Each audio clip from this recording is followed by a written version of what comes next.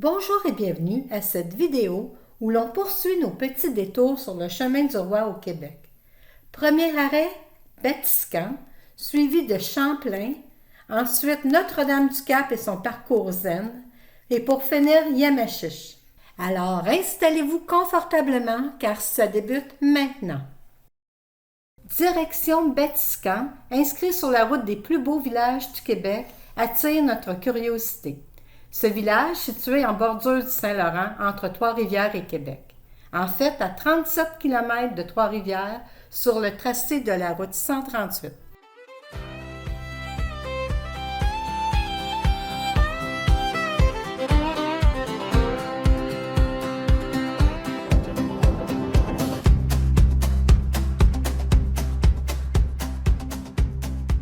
Après avoir admiré la murale et la vue sur le fleuve, j'entre par l'arrière du bâtiment qui fait office de bureau touristique, de boutique d'art locale et de musée maritime à l'étage. On est présentement à l'intérieur du hangar de Batiscan, puis le guide va nous dire un peu en quoi ça consistait l'endroit ici, originalement. Ben dans le fond, ici, c'est un ancien hangar à bateaux. Fait que longtemps, il rentrait les bateaux à l'intérieur. C'est pour ça que c'est quand même grand. Puis, au deuxième étage, il y a, dans le fond, c'est l'office des signaux. Fait qu'avant les radars, ben, on établissait les premières communications en faisant du morse ou du sémaphore avec des drapeaux pour enregistrer chaque bateau qui passait. Étant donné que le fleuve est très étroit, ben, ça évitait les collisions, les accidents, puis ça permettait de garder un certain contrôle sur ce qui se passait sur le fleuve. OK. Ici, ça a aussi longtemps été un quai de marchandises. Maintenant, c'est plus le cas, mais c'était très convoité comme endroit. On parle de quelle année? 1860 environ. Au deuxième étage, à l'office des signaux, il y avait toujours 2 employés qui faisaient des rondes de 12 heures. Fait qu'ils restaient ici pendant toute la saison où le fleuve était dégelé, parce qu'à l'époque, il n'y avait pas encore de brise-glace, il n'y avait pas encore de gros paquebots qui pouvaient passer quand le fleuve était gelé. Puis, quand le fleuve était gelé, justement, ben, ils retournaient dans leur famille, etc. Puis, ils revenaient quand le fleuve dégelait, entretenir le fleuve. Après la Deuxième Guerre mondiale, ça a fait des chiffres de 8 heures. Fait qu'il était environ 3 à faire des quarts de 8 heures. Fait qu'il n'y avait plus nécessairement besoin de vivre ici. OK. Ben, merci, c'est très gentil. Merci, ça fait plaisir. C'est quoi ton nom? Jasmine. Jasmine, non? C'est joli, ça.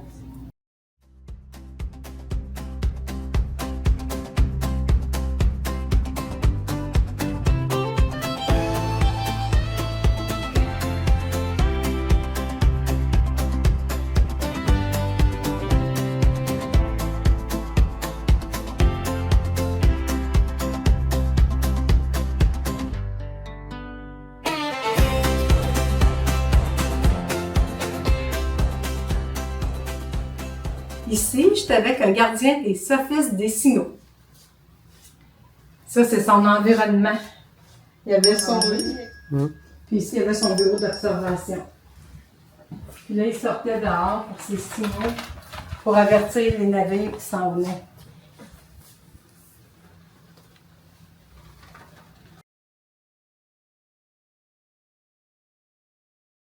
Ici, on voit les drapeaux de sémaphore. Chaque lettre correspond à un signal.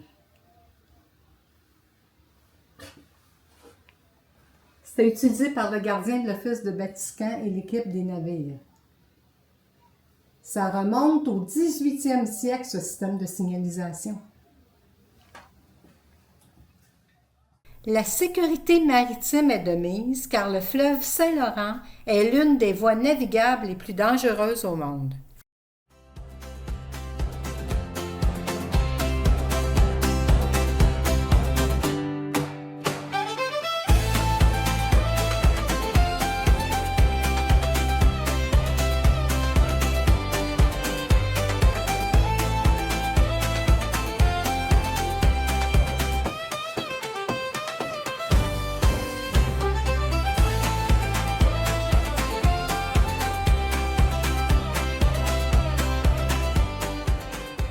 Ici, on a les signaux audio des moyens de communication maritimes.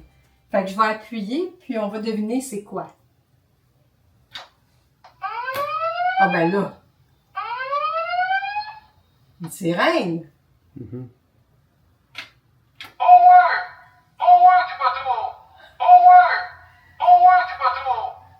Un porte-voix. Une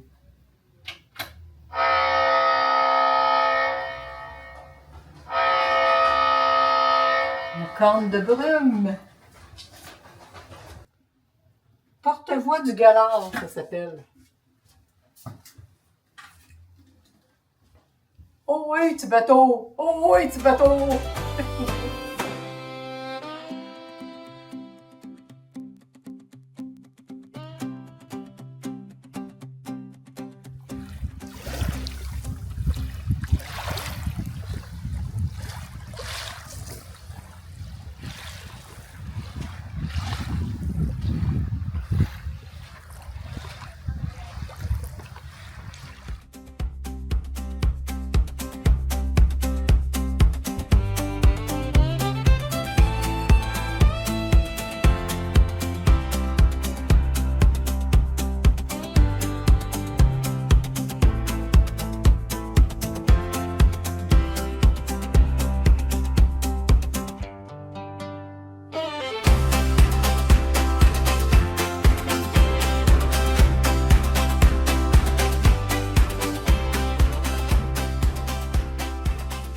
On quitte le quai de Batiscan car l'heure du lunch est arrivée. Savez-vous que ce sont les habitants des seigneuries qui se sont mobilisés pour les travaux qui portent le nom de Corvée du Roi? Pendant 6 ans, des milliers d'hommes ouvrent, relient et améliorent progressivement chaque tronçon et en 1737, le chemin du roi est officiellement achevé. Long d'environ 280 km, il devient alors la plus longue route carrossable de l'Amérique du Nord pour une colonie qui compte à peine 40 000 habitants. L'heure du lunch. Bienvenue au casse-croûte La Florida.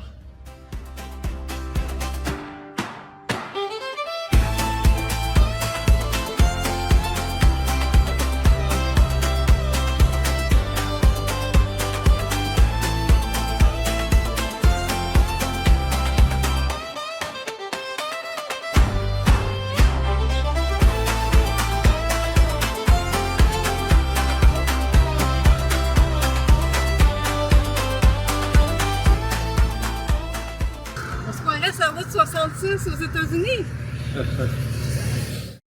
Tout à fait à cause de son côté vintage.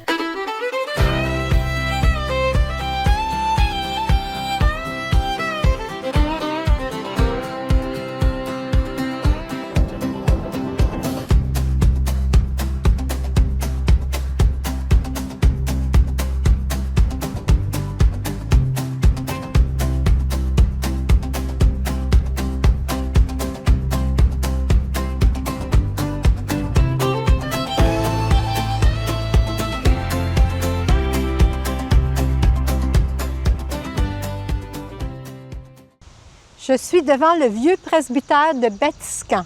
On va aller faire un tour à l'intérieur, mais avant, on va faire le petit sentier dehors.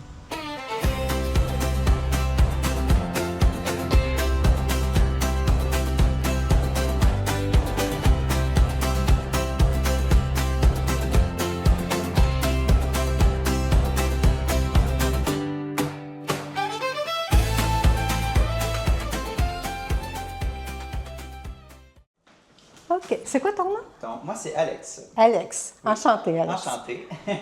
Fait qu'on va faire la visite guidée du vieux presbytère de Batiscan.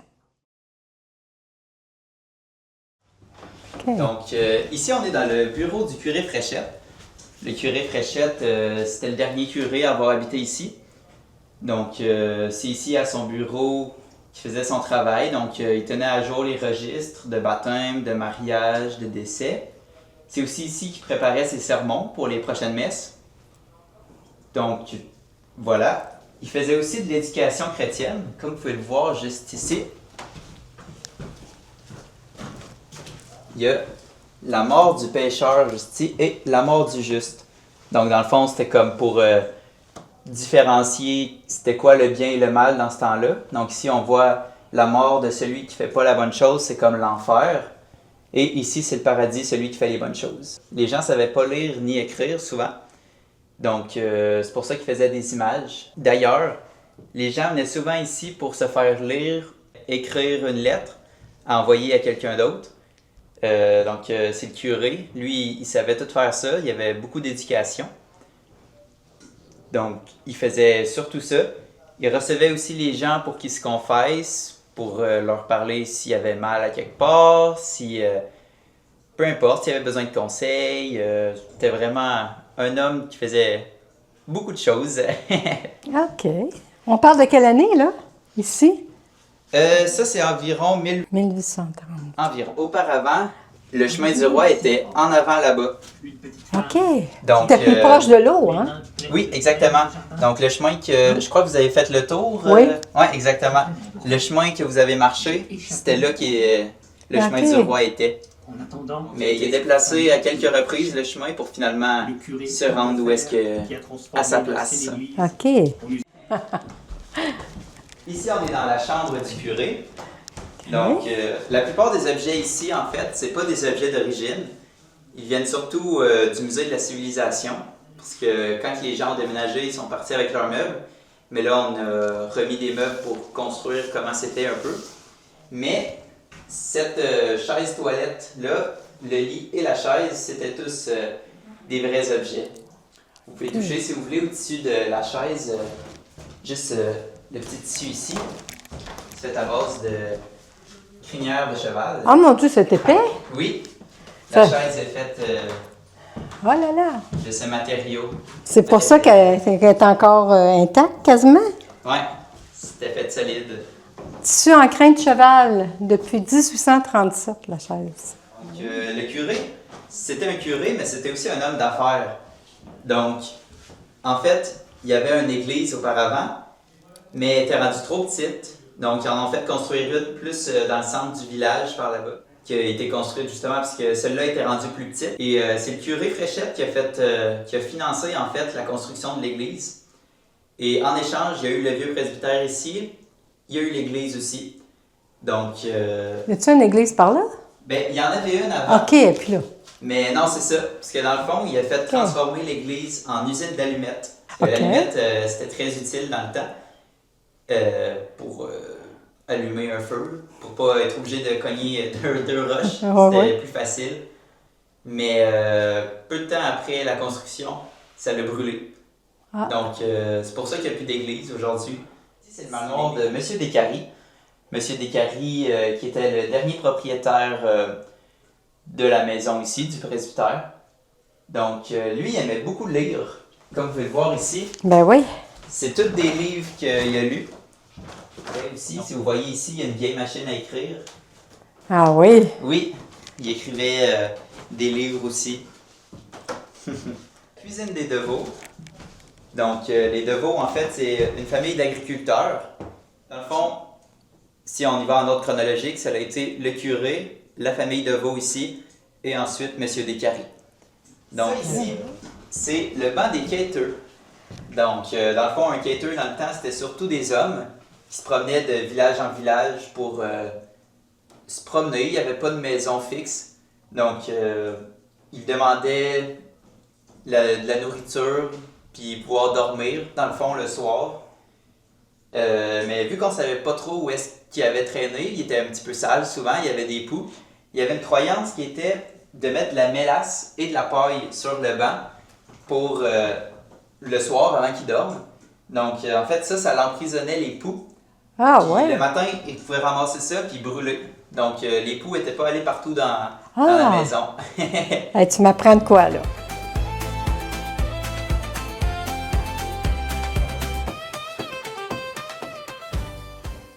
Du maïs, de la laitue, des oignons, les tomates.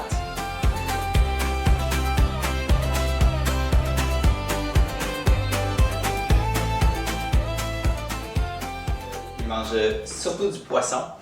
Parce qu'en fait, dans ce temps-là, la religion était très importante. Il y avait beaucoup de jours qui ne pouvaient pas manger de la viande. Quand ils mangeaient de la viande, par contre, c'était surtout du porc ou de la volaille. Parce que le bœuf et le cheval étaient utilisés pour travailler dans les champs. OK. On a bien sûr le pain aussi. D'ailleurs, l'expression avoir du pain sur la planche, Ah, ben oui. aujourd'hui, ça veut dire avoir beaucoup de travail. Oui. Mais dans le temps, ça voulait dire qu'il y avait toujours un pain. Donc, ça représentait un petit peu la richesse. OK. Ouais. Donc, quand tu avais du pain sur la planche, ça veut dire que tu avais de la nourriture.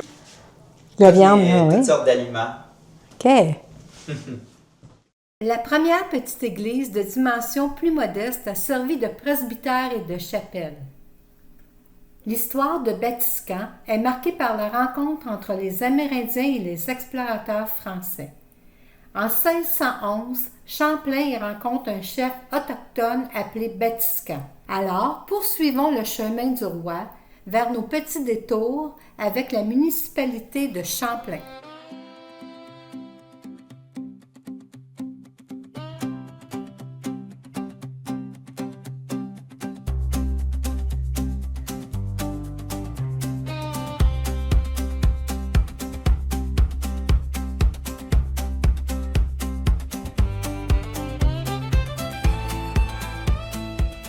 L'église de Champlain est entièrement décorée en trompe-l'œil.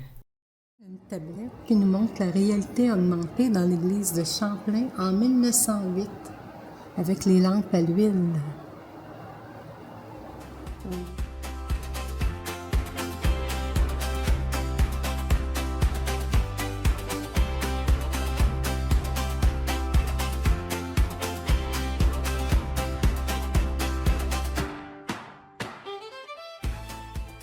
Réalité augmentée. Le système de chauffage au bois était utilisé avant l'électrification de l'église en 1914. Il y avait un poêle situé à l'avant au centre de l'allée centrale et 2 autres à l'arrière. Les 3 tuyaux étaient reliés à une cheminée centrale. Oh mon Dieu, ça passait de même, bord en bord. Bord en bord de l'église. Ça s'en allait comme ça. Pour réchauffer tout le monde dans l'église. Ça avance. On pèse réécouter. Le gars, il s'en vient.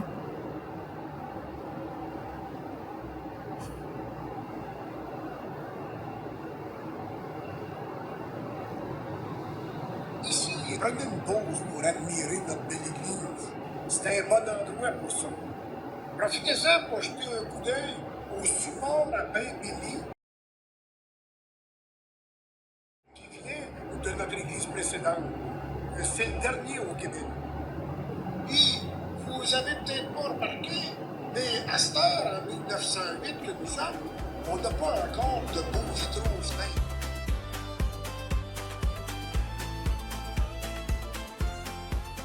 Hommage à nos filles du roi 1663 à 1673.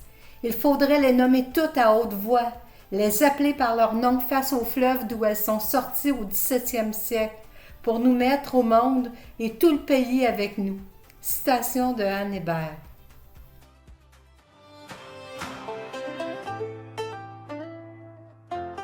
Nous quittons Champlain pour notre 3e détour du jour. Le sanctuaire Notre-Dame-du-Cap, son jardin zen et le terrain de camping face au fleuve.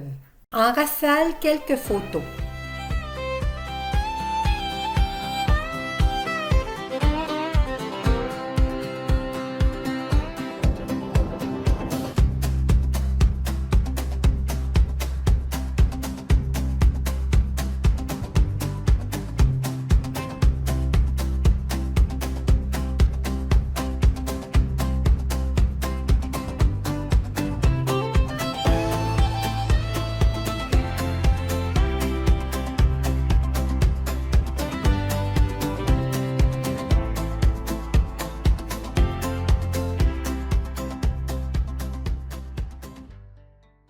En fin d'après-midi, on s'est arrêté à Notre-Dame-du-Cap, au Cap de la Madeleine, pour vous montrer le petit camping qui se trouve sur le bord du fleuve.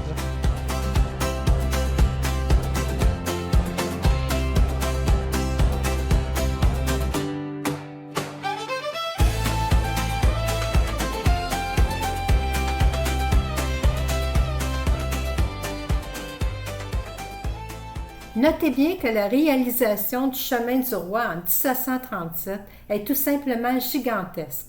Grâce à cet immense effort collectif, des centaines de kilomètres ont vu le jour et ont uni toute une colonie.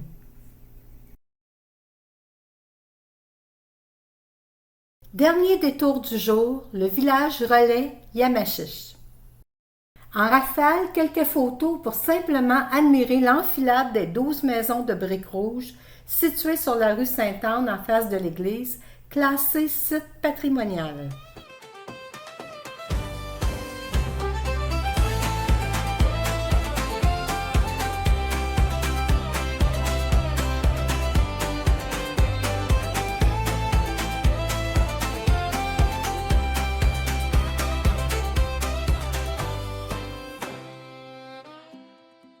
Sur ce, je vous dis merci d'avoir visionné jusqu'au bout et à bientôt.